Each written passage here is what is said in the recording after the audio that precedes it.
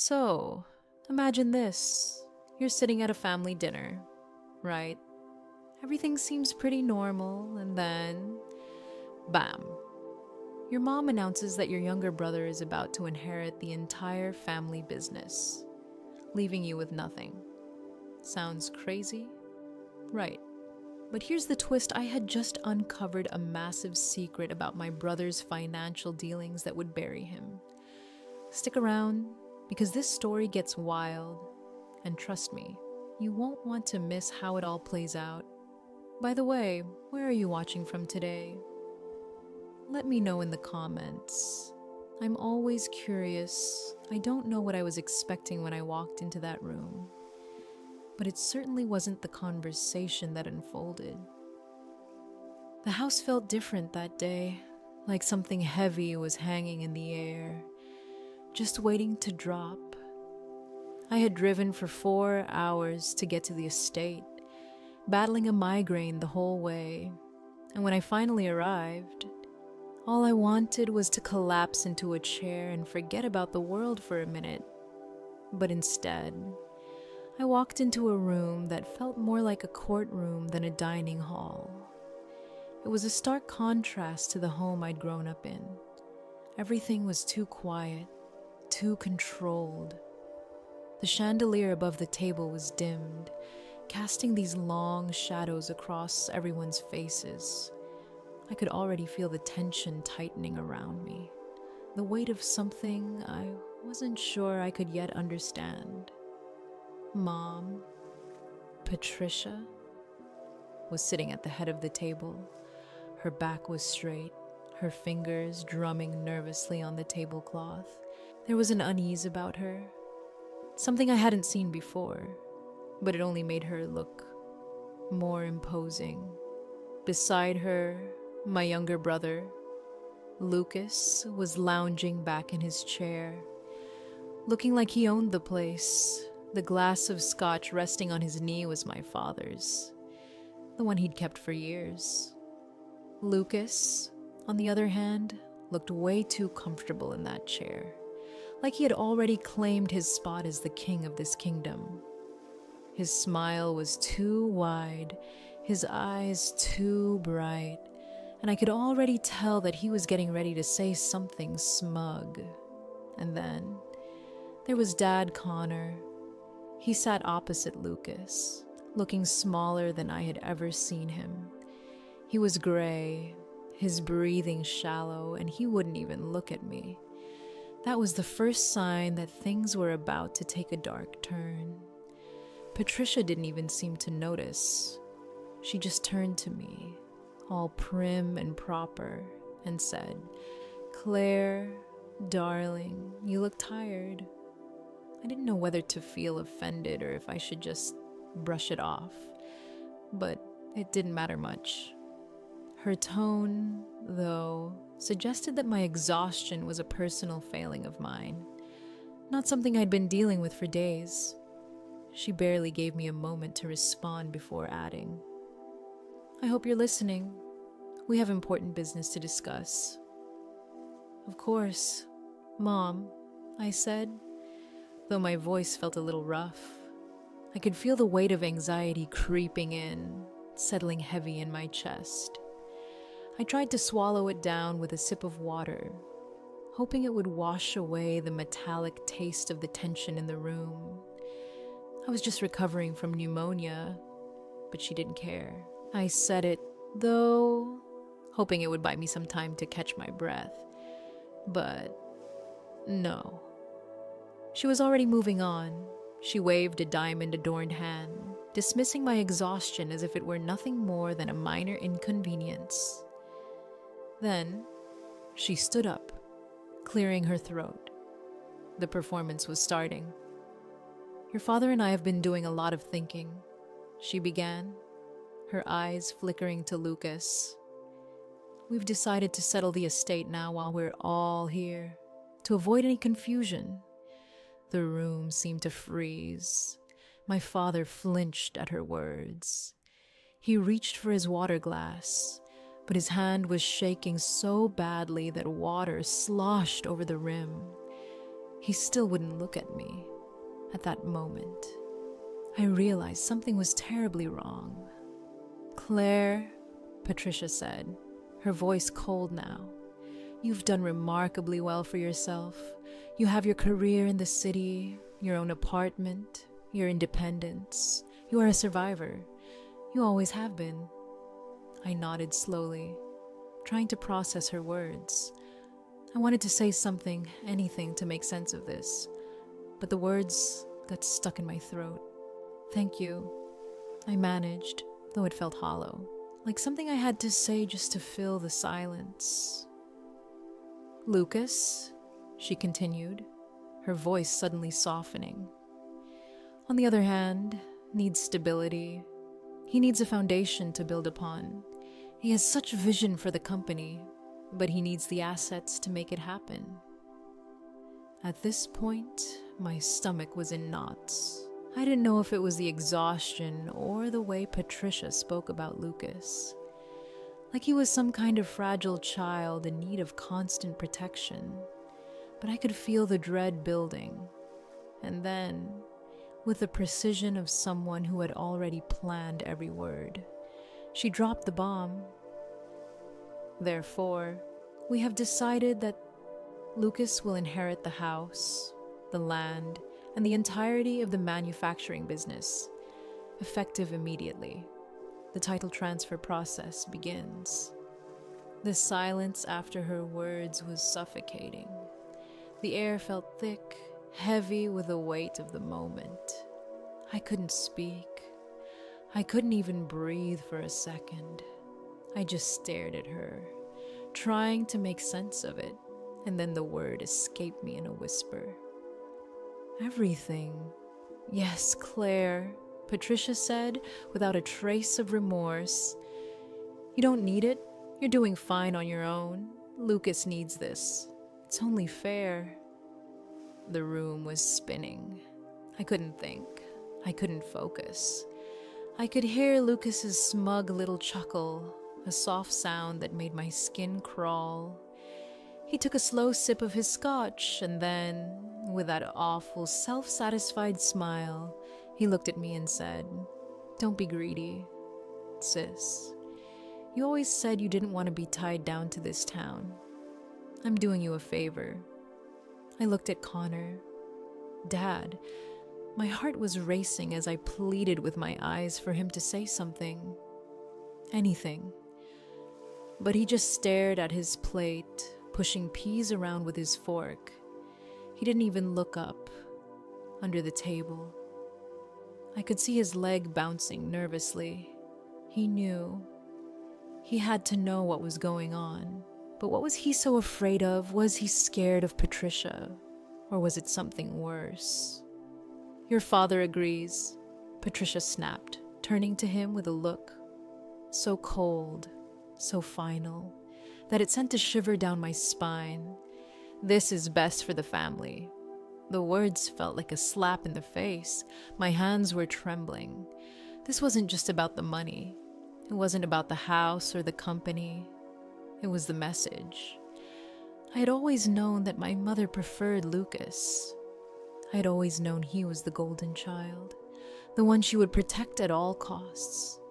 But this was different. This was a betrayal I hadn't seen coming. I wasn't just being left out of the inheritance. I was being discarded, treated like I was nothing more than an afterthought. Someone who had no place in the future of this family. I didn't know what to say. I just looked at Lucas, and for the first time, I didn't see my annoying little brother. I saw someone entirely different, a stranger, someone I didn't know at all. The room felt like it was closing in on me. I tried to steady myself, to make sense of it all, but it wasn't enough. I placed my hands on the table to ground myself. The wood was cool beneath my palms, and I took a deep breath. I had to do something, anything. "Okay," I said, my voice surprisingly steady, considering the storm swirling inside me. "If that's your decision..." Patricia let out a breath. almost like she'd been holding it in, relieved that I wasn't going to argue further. Good. I'm glad you're being sensible. I wasn't being sensible. I wasn't trying to be calm. I was trying to hold back the anger that was boiling inside me. The betrayal was worse than anything I had ever felt before, and as much as I hated to admit it, it was far worse than my pneumonia, worse than the years of neglect. This was different. This was personal. This was war. And I was the only one in the room who knew that the enemy had already planted the bomb. Dinner proceeded with this grotesque normalcy, as though nothing had changed. Patricia went on about the renovations Lucas was planning for the East Wing, asking my opinion on color palettes, as if she hadn't just stripped me of my birthright. Lucas nodded along, occasionally interjecting with grandiose ideas about expanding the business into international markets, as though he had the faintest idea what he was talking about. All I could do was pick at my roast beef, the meat turning to ash in my mouth. Every bite was a struggle against the urge to scream, to throw everything off the table, to tell them both what they had done. But I didn't. I kept quiet. I was a professional. I had learned to find the truth in the numbers, to remain objective when everyone else was caught up in their emotions. Lucas was going on about needing a minimalist aesthetic for the office. Glass walls, open concepts, all that corporate buzzword nonsense when I almost choked on my water. Transparency, he said, his voice dripping with self-importance. The irony was so rich I could almost taste it. That sounds expensive, I managed to say, keeping my voice neutral. You have to spend money to make money. Claire, Lucas shot back, a condescending smirk playing on his lips. That's the problem with your little accounting job. You look at pennies, I look at potential. My little accounting job involves forensic audits for Fortune 500 companies, I reminded him, but I didn't say it aloud. I kept it to myself. The table went quiet for just a split second. Lucas's smile faltered, but only for a moment, before he recovered. Right. Well, we run a clean ship here. Nothing to hide. I glanced at Dad again. He was staring at his plate, the same distant look in his eyes. He hadn't eaten a bite. The fear radiating off him was almost palpable, but I didn't understand it. Why was he so terrified as dinner ended? I excused myself, claiming my migraine had returned with a vengeance. I needed air. I needed space to think. I walked out onto the veranda, the cold night air hitting my face like a slap. The estate stretched out before me, dark and imposing. This was supposed to be Lucas's kingdom now. He had no idea what was coming for him, and that's when I made the decision. I pulled my phone from my pocket, unlocked the secure folder I had synced earlier that morning. Everything was there. The bank statements, the shell company registrations, the fraud, and with it, the knowledge that Lucas had no idea just how deep the hole he had dug really was. The silence after Patricia's announcement was deafening. It was like everything had stopped for a moment. Time, sound, even my breath.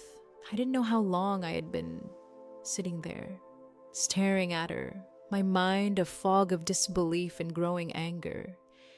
Everything inside me screamed that this couldn't be happening, that there had to be a mistake, but there wasn't. She had made her decision, and it was final. Lucas was going to inherit the company, the house, everything. I'd spent years building my own life, working my ass off for what I had, and suddenly it didn't matter.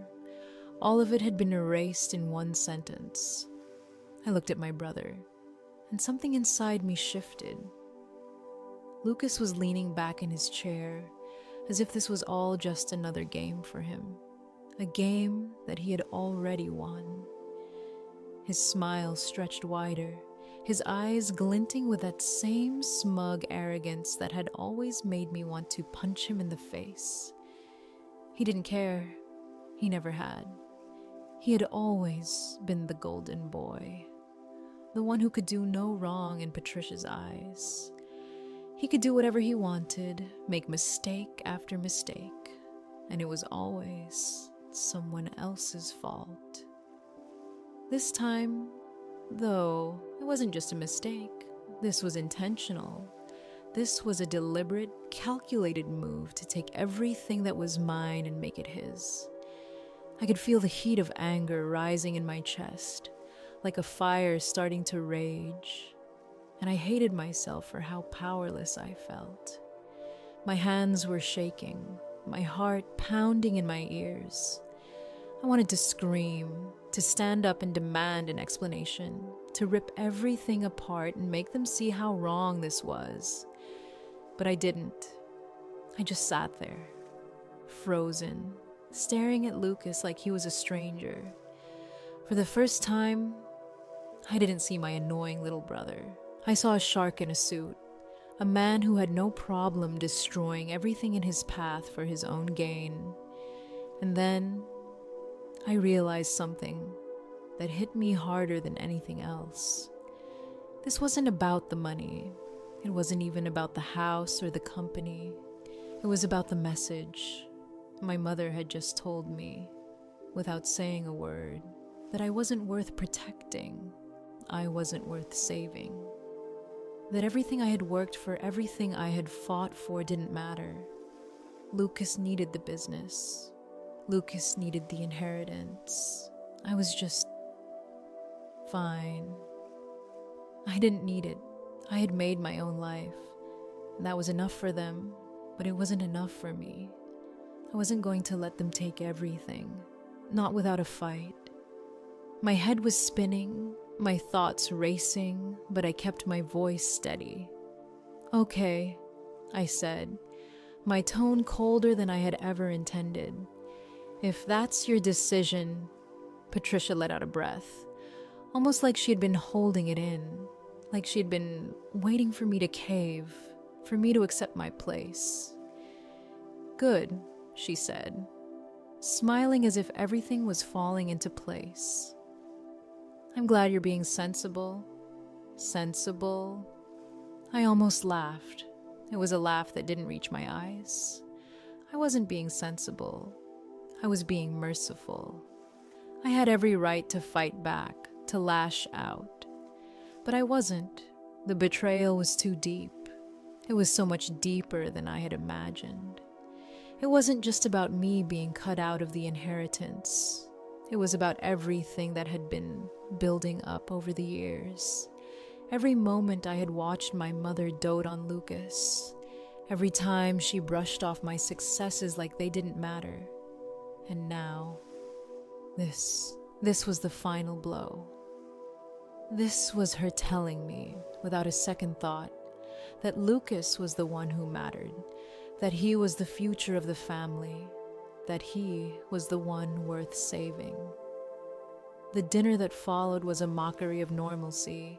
Patricia went on and on about the renovations Lucas was planning for the East Wing, asking my opinion on color palettes as if she hadn't just stripped me of my birthright.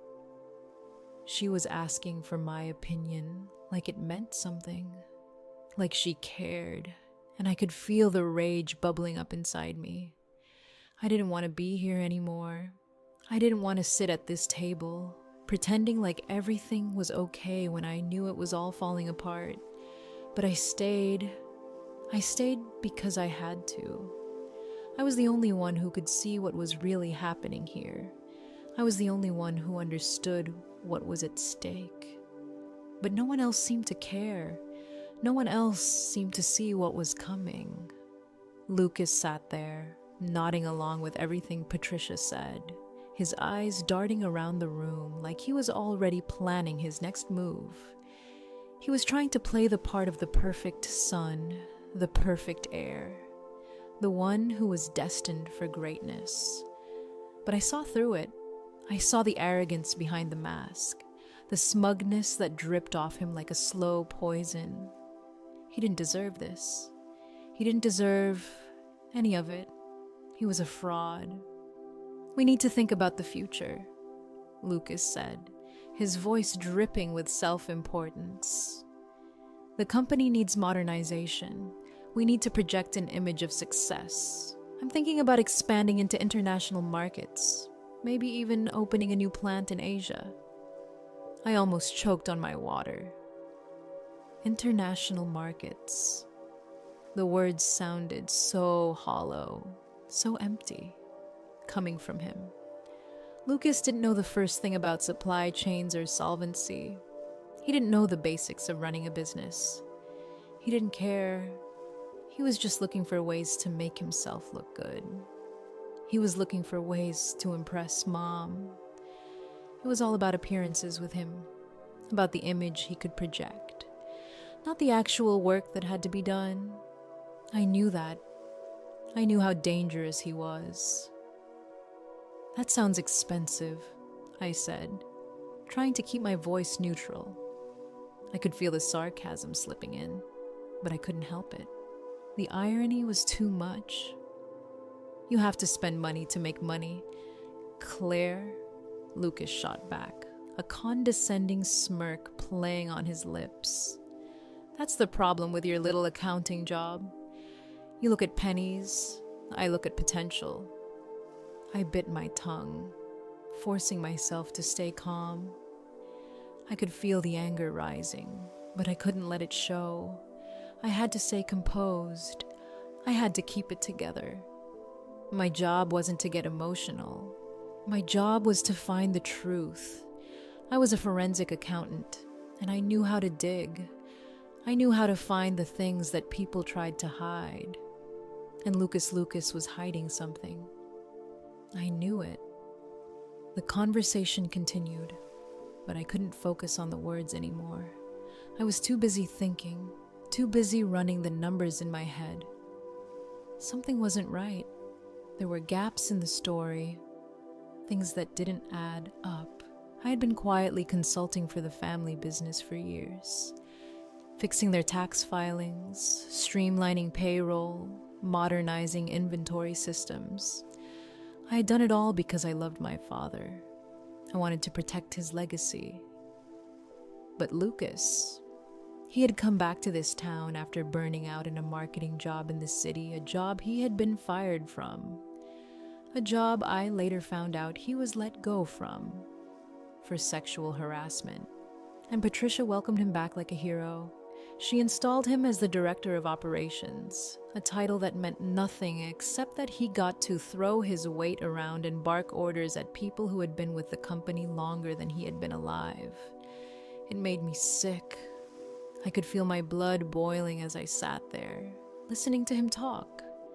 He was talking about his vision for the company, but I knew better. I knew what he was really doing. He was bleeding the company dry, siphoning off money for his own gain, using the business like a personal piggy bank. And Mom was too blinded by her obsession with him to see it. She couldn't see what I was seeing. She couldn't see the damage he was doing. After dinner, I excused myself, claiming that my migraine had returned. I needed air. I needed to think.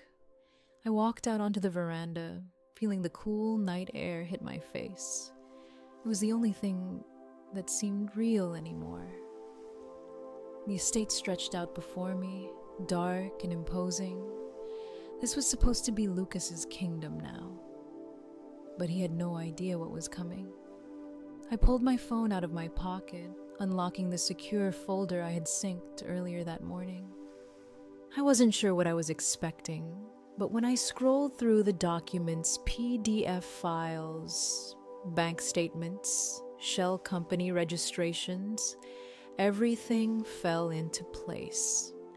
I had known something was wrong, but seeing it all laid out in front of me, seeing the evidence of the fraud, the embezzlement, the secret loan.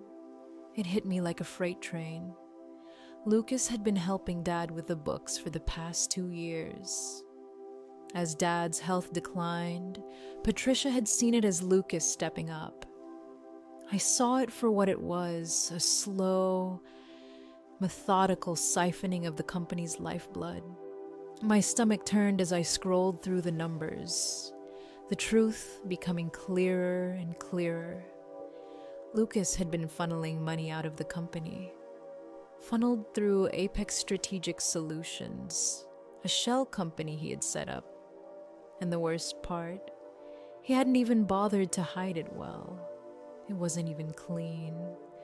The transfers were sloppy, too obvious. He thought no one would notice. That's when I realized this wasn't just about him taking the company. This was about him setting the company up for a fall, one that would take everything down with it. And I was the only one who could stop it. I was standing there on the veranda, looking out at the estate, trying to clear my head, but the thoughts kept circling back. Everything felt wrong. I'd already started piecing things together, but seeing the numbers in front of me, seeing the evidence laid out on my phone screen, it was like a switch flipped. It all clicked, and I knew in that moment that things were far worse than I'd ever imagined. Lucas wasn't just messing around with the family business, he was bleeding it dry. He wasn't playing with some petty money. He was playing with all of it. My stomach twisted, and I couldn't look away from the files. I felt sick.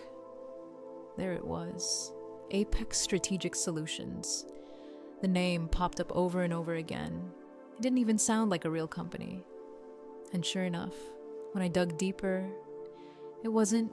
I pulled up the records of the payments. Small at first, just a few $1,000s. Here and there, $5,000 here, $10,000 there. Payments that, if you were running a business, wouldn't raise any alarms. But something about the name, the frequency, it didn't sit right. And then, as I scrolled, my eyes locked on a bigger one. $50,000, $80,000, and then $150,000. That was last month alone. I froze. Something clicked inside my head. These weren't payments for any legitimate service. They were just disappearing. And that wasn't the worst part. No. The worst part came when I dug even further into the details of the transactions. The company wasn't just a front, it was his front. The address on the invoices led straight to a UPS store in a strip mall in Nevada, a shell company. Classic move. But what was Lucas thinking? Or, better yet, what was he doing? And the answer was simple. He was using the family business to fund whatever wild, reckless lifestyle he had been trying to live. It wasn't about expansion or success. It was about him. I could feel the weight of it settling over me. This wasn't a mistake. This wasn't just Lucas being careless. This was intentional. He knew what he was doing. He thought no one would notice, but I did. And then I found the loan agreement buried deep in the subledger for capital improvements. At first, I didn't even understand what I was looking at. It wasn't a standard business loan. No, this was something else entirely. It was a loan from a private equity firm, Vanguard Capital. The kind of firm that preys on struggling companies and makes them pay high interest rates for short-term bridge loans. The loan was for $2 million. And here's the kicker, it was collateralized by the factory, the land, and wait for it, the family estate, my family's house. The air left my lungs. I felt like I'd been punched in the gut. This couldn't be real. I ran my finger over the screen, scrolling back to the signature. There was something off about it. something that made my stomach churn even more. It was my father's signature. But it wasn't. It was close. But it wasn't right. It was shaky, like someone had tried to replicate it in a hurry. And then I knew Lucas had forged it. He had forged my father's signature to secure this loan, and he had done it without anyone, least of all Dad, knowing. But the scariest part, this wasn't just a small deal. If the company defaulted on the loan, Vanguard would come for everything. They'd seize the factory, the land, and the house. They'd take it all. I couldn't breathe. I couldn't think straight. My mind was racing 1,000 miles an hour. This wasn't just a simple case of embezzlement. This was financial sabotage. Lucas was setting up a ticking time bomb, and I was the only one who knew it. My stomach was in knots. How long had this been going on? How long had he been siphoning money out of the business, using it to fund whatever he wanted? How could he have done this? He had been playing us all along, pretending to be the savior, the one who was going to save the company, when in reality, he was the one running it into the ground. I scrolled through the documents again, my hands shaking as I looked at the transfers, the payments, the forgeries. It all made sense now. All the things I had noticed over the past few months, all the strange behavior, the odd decisions Lucas had been making, it was all part of a bigger plan. He wasn't interested in running the company. He was interested in taking it down and walking away with whatever he could grab while it was still standing. And I was the only one who knew. I was the only one who could stop him. I didn't sleep that night. I couldn't. My mind wouldn't let me. I kept going over the numbers, over the timeline. I had to be sure. I had to know everything. And the more I dug, the more I uncovered. I started building a timeline, a visual map of the theft. The first transfer from the company to Apex Strategic Solutions was 6 months ago. That was when the payments had started getting bigger. When Lucas had really begun to sink his claws into the business. From there, it escalated. More transfers, bigger amounts, until it all came to a head last month. That was when he had pulled the biggest one, $150,000, and that's when I knew it wasn't just a mistake. It was a plan. And then I found something even worse. Hidden under the capital improvements ledger was a small note about the company's debts. A note that mentioned the factory mortgage, the one my father had paid off years ago. I knew about that mortgage. I'd helped him with the payments when he was still healthy enough to do the books himself. But this wasn't a mortgage payment. This was a second mortgage. And the worst part, it was taken out without my father's knowledge or consent. It was all tied up in that damn loan from Vanguard. And that loan, it wasn't just a loan. It was a ticking time bomb, waiting to explode. If Lucas didn't manage to make the payments, if the company went under, my parents would lose everything. The house, the business, everything they had worked for. They'd be homeless. I felt a wave of nausea wash over me. I had to stop this. I had to expose what Lucas was doing before it was too late. I couldn't let him destroy everything. Not this time.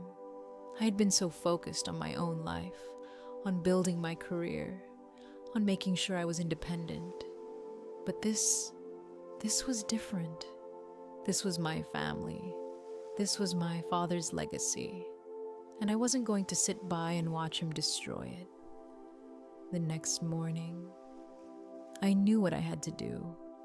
I sat down at my old desk in the study, my laptop open in front of me.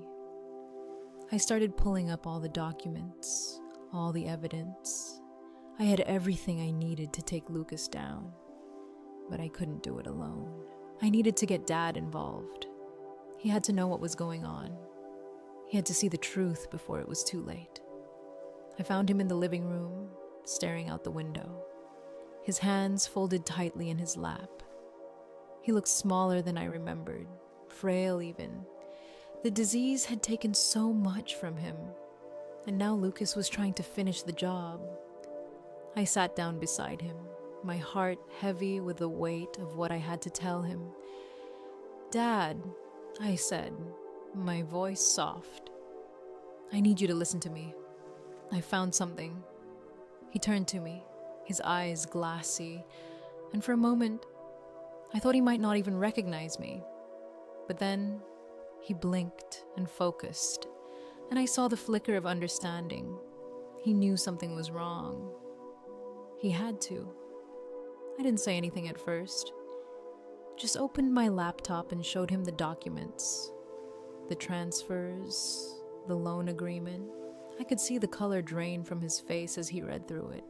And then, he looked at me, his expression shattered. "I didn't know," he whispered. "I didn't know what he was doing. It's not your fault." "Dad," I said, my voice breaking. "But we have to stop him. We have to expose him before he takes everything." I could see the fear in his eyes, but I also saw something else, a spark of determination. He knew, deep down, that this was it. This was the moment he had to fight back. And so, we did. We started the process of gathering the evidence, filing the reports, and making sure that Lucas wouldn't get away with this.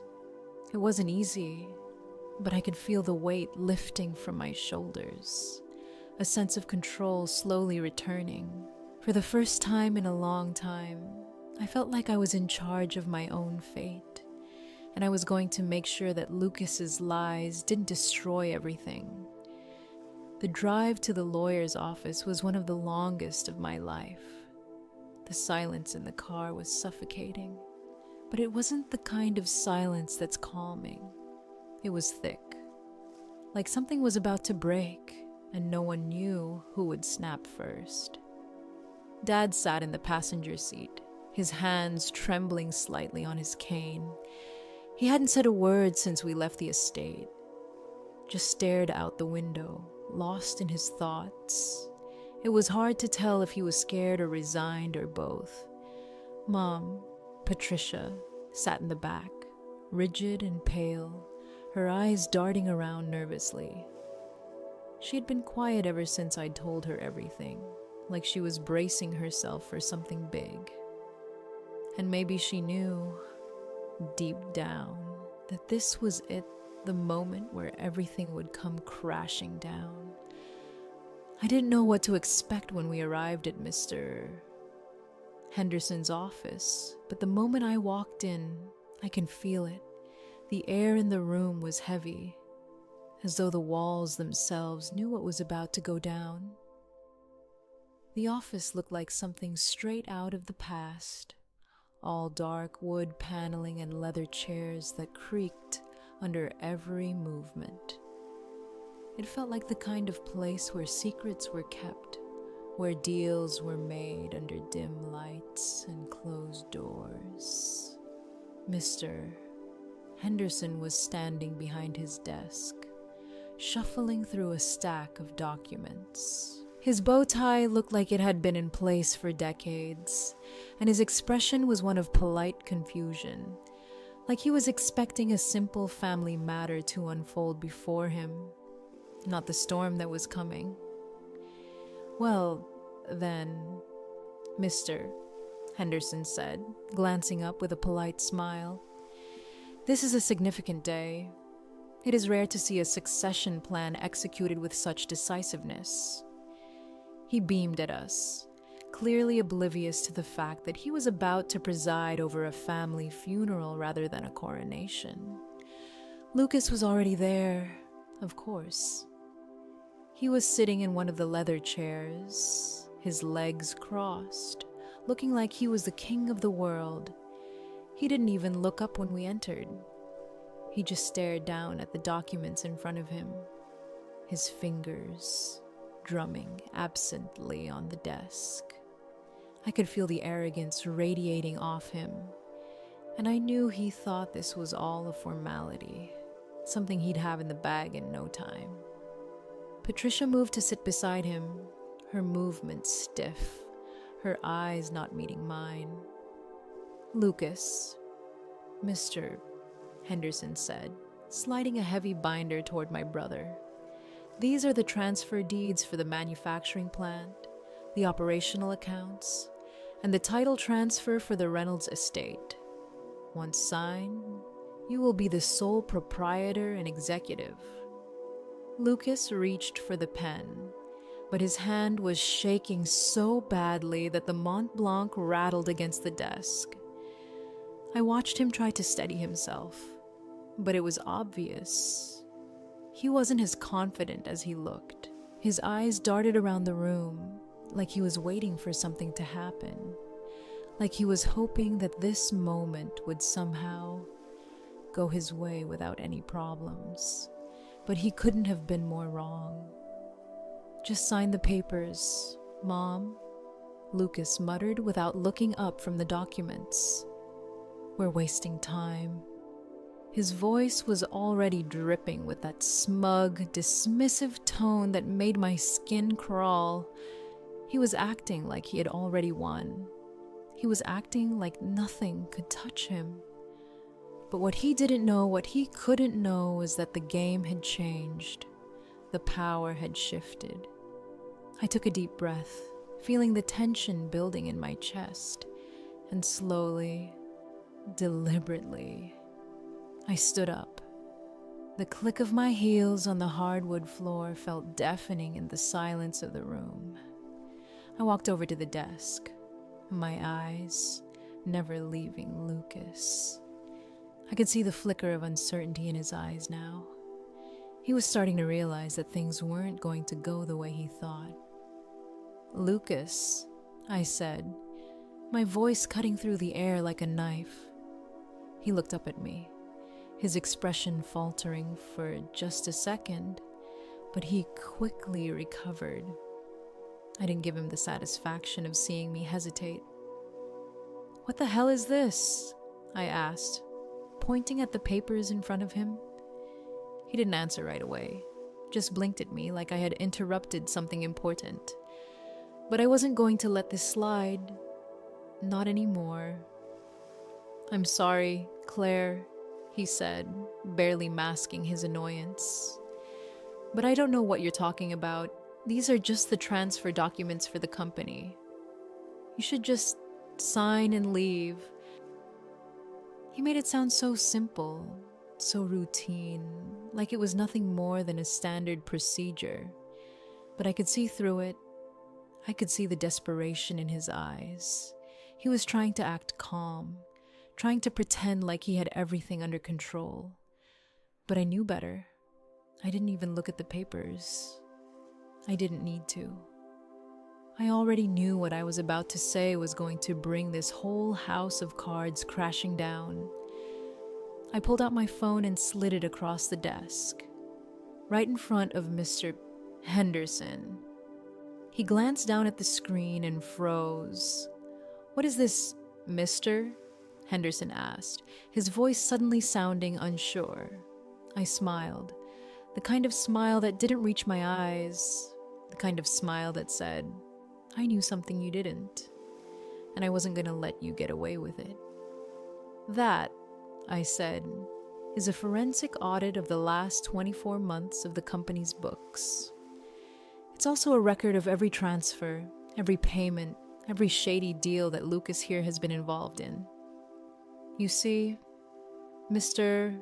Henderson," I continued, my voice low but firm, "the transfers to Apex Strategic Solutions weren't just for business consulting. They were for something else entirely. And this signature, the one on the loan agreement, that's not my father's. It's a forgery, a damn good one.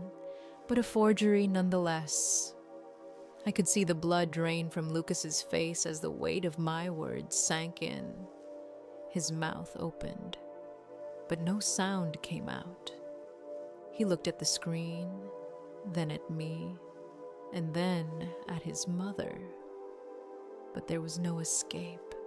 He had nowhere to run. "What the hell are you talking about?" Lucas finally stammered, his voice cracking. He wasn't so confident now. The arrogance had faded, replaced by panic. His eyes flickered from the audit on the screen to the loan agreement in front of him. His hand twitched like he wanted to reach for something, but there was nothing to grab. The truth was already out. "It means," I said, standing tall and meeting his eyes, "that you've been running a fraudulent scheme.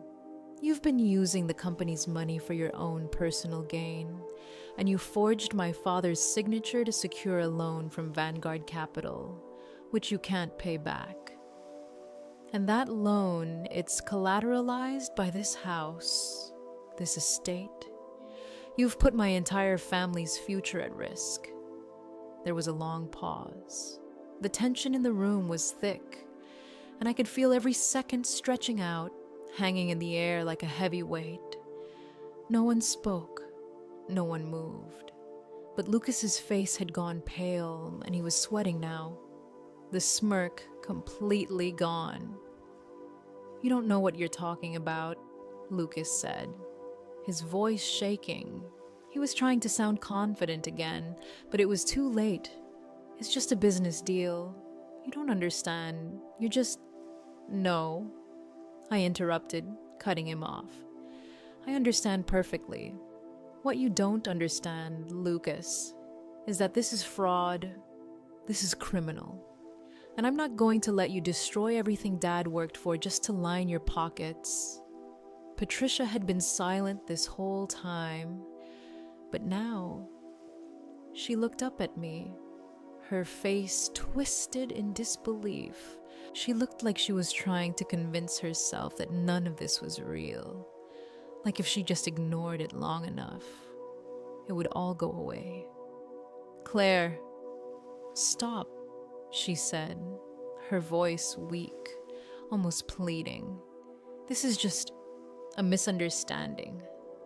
We can fix this. We can talk about it later. Okay?" I didn't even look at her. I was done with her excuses. This wasn't just about Lucas anymore. This was about everything she had done to enable him. I wasn't going to let her off the hook either. "No," I said firmly, my voice never wavering. "This ends now. I've already flagged Lucas's passport with the State Department.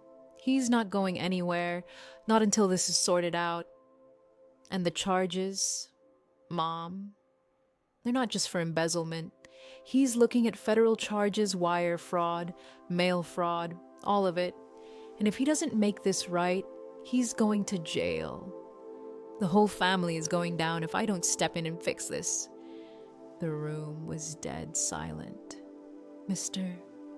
Henderson, who had been an innocent bystander until now, was staring at the documents in front of him, his mouth hanging open in shock.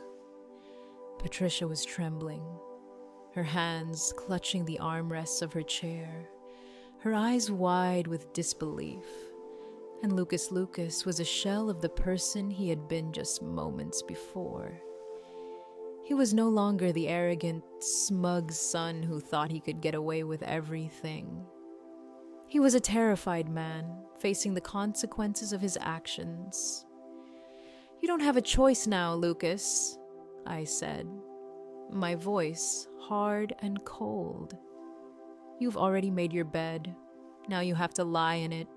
Lucas opened his mouth to say something, but it wasn't the usual arrogance that came out. It was fear, real fear. He had finally realized that the game was over, and he had lost. "I'm done," I said, turning toward the door. "You can sort this out with the authorities. I've already made my call." With that, I walked out of the office, leaving the two of them behind, their world crumbling at their feet. I had taken control. I had exposed the fraud, and now it was time for them to face the consequences. The fallout from that day was ugly. It wasn't a clean fight. It wasn't some neat legal battle where everyone walks away with what they deserve. No, this was messy. This was the kind of fight that changes you. And in a way, I think it changed all of us. But sometimes things have to get ugly before they can get better. And looking back now, I realized that was the moment the family started to heal, though it took longer than I would have liked. After I walked out of the lawyer's office that day, I didn't know what to expect. I thought Lucas might fight back, maybe try to worm his way out of the mess he'd created, but he didn't. I'm not sure if it was because he realized the game was over, or if he just didn't have the guts to take it any further. Whatever it was, he folded.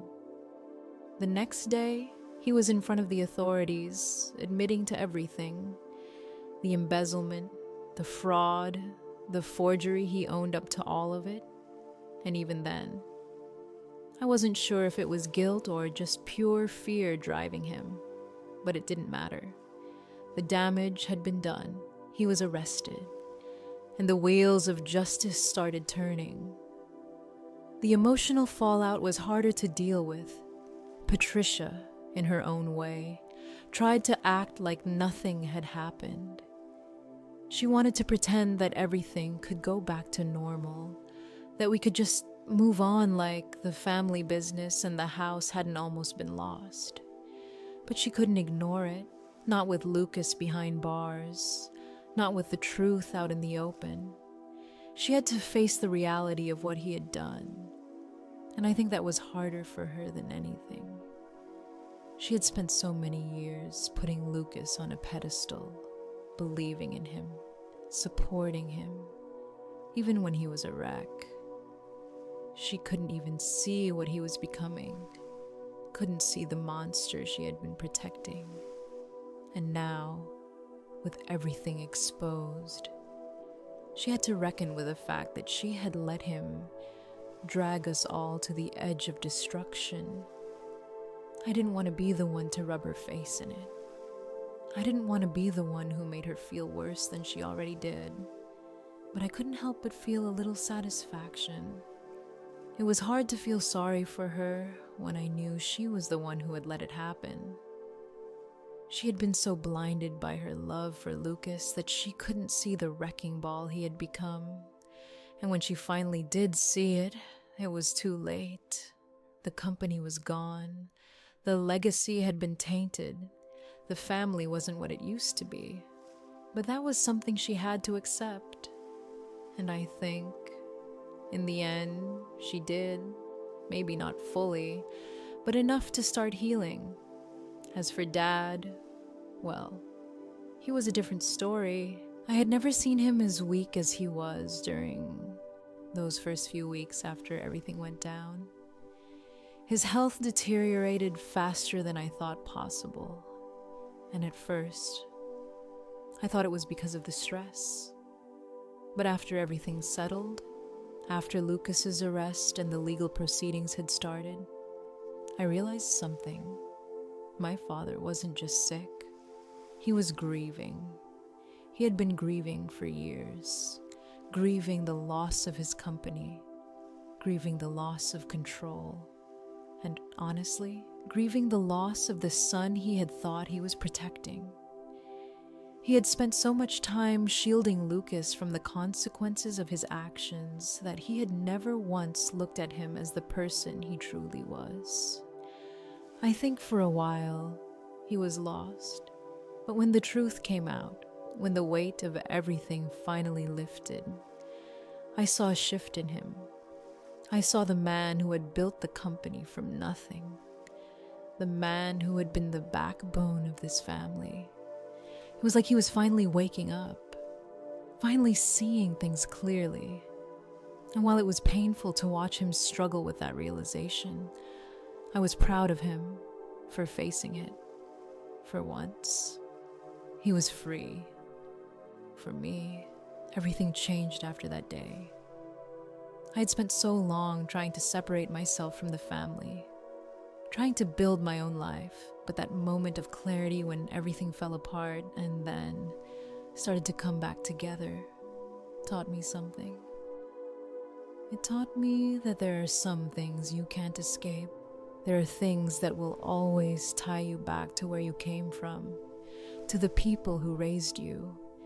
And as much as I tried to distance myself from them, I had to be there for them. Because in the end, that's what family is. It's not about the business or the house or the money. It's about the people you're willing to fight for. The people who are supposed to have your back when everything falls apart. I don't know if Lucas will ever understand that. I don't know if he'll ever realize what he did or if he'll ever be sorry. He took the easy way out. He thought he could cheat the system, thought he could run away from his mistakes. But in the end, that's all he did run. And now, he's paying for it. 3 years in a minimum security facility, a slap on the wrist compared to what he really deserved. But at least it was something. At least he had to face the consequences of his actions, even if it was too little, too late. As for the family business, it's still standing. Barely, but it's standing. We're rebuilding, slowly but surely. It's not the same.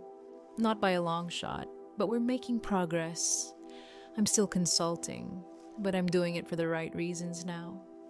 I'm doing it because I care about the legacy, about protecting what my father built. The company isn't just some asset to me. It's a part of who we are, and I'm going to make sure it survives. I'm going to make sure it thrives, even if that means I have to do it on my own. The most unexpected part, though, has been the reconciliation with my mother. She came to me one evening, a few months after everything settled. She was carrying a tray of tea, and I could tell she was trying to make up for lost time. She set it down beside me, her hand lingering on the back of the chair where Dad used to sit, where I now sat. She didn't say anything at first, just looked at me, but I can see the guilt in her eyes. She looked down at her hands, and that's when it hit me. She was sorry, not just for the way she treated me, but for everything. For not seeing Lucas for what he was, for letting him get away with everything, for believing in him when she should have been looking out for all of us. "I'm sorry, Claire," she said softly.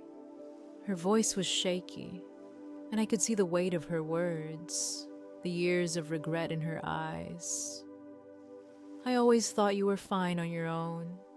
I thought I was doing the right thing by supporting Lucas. I didn't realize how much I hurt you. I'm so sorry." And in that moment, something changed. The walls I had built between us started to crumble. I had waited so long for her to apologize, to admit that she'd been wrong. But I never thought it would actually happen. And yet, there it was. It wasn't perfect, but it was a start. I didn't say much in response. I just nodded and smiled. It wasn't enough to erase everything, but it was enough to move forward. Dad, too, came around a few weeks later. He walked into the room with a smile on his face, looking healthier than he had in months. "We amended the trust today," he said. "The business, it's yours. Claire, when we're gone, or whenever you want it, it's yours." I didn't know how to respond. Part of me wanted to fight it, to tell him I didn't want it, but the truth was, I did. I wanted to honor the work he had done. I wanted to carry the torch, even if it meant doing it in my own way. But it wasn't just about the company anymore. It was about rebuilding what had been broken, healing the wounds that had been left behind. I'll find a CEO who can take over, I said, my voice steady. Someone honest. I'll stay on as chairman of the board. I'll keep watching the numbers. And that was it. That was the plan. It was simple, straightforward, but it felt like the beginning of something new. We didn't have to keep fighting. We didn't have to keep living in the past. We could move forward together, even if it was just a small step. I didn't need to run the business forever. I just needed to make sure it stayed safe. That evening, I sat in my father's old chair, looking out over the estate grounds. The sun was setting, casting long golden shadows across the lawn. It was peaceful. Finally, it was peaceful. The castle wasn't built on cards anymore. It was solid again, and for the first time in a long time, I felt like everything was going to be okay. It hadn't been easy. There were things I couldn't undo, things I couldn't change, but I had fought for what was right. I had fought for the truth, and in the end, that was enough. And that's where this story ends, at least for now. If you've enjoyed it, I'd love for you to stick around and see what happens next. There's always more to uncover, more stories to tell. So, if you're into that, go ahead and hit like and subscribe, and let's keep the conversation going. I can't wait to share more with you soon. Until then, take care, and I'll see you in the next one.